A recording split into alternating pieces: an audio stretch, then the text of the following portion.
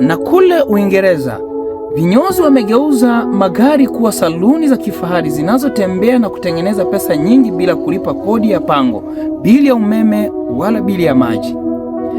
Wanaweka saluni kamili ndani ya gari, viti vya kitaalamu, vioo, taa za LED, TV, kiyoyozi, kila kitu kipo, na wakati mwingine zinakuwa ni bora hata kuliko saluni za kawaida.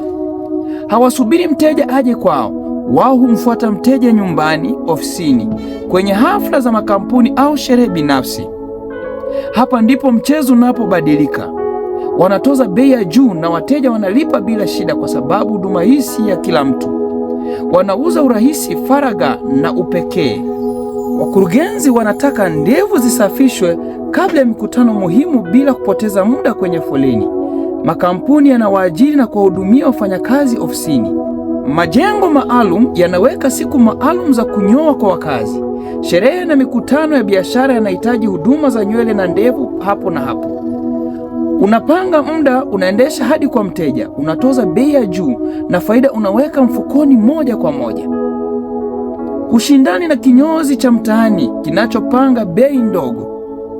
Wewe unawahudumia wale wanaothamini muda wao na wanataka huduma za kipekee. Wakati vinyozi wa kawaida wanahangaika kulipa $200,000 za kodi, $50,000 za umeme, $40,000 za maji kila mwezi, hawa wanafanya kazi bila gharama kubwa. Usisahau kufollow, usisahau kushare video hii. Wow.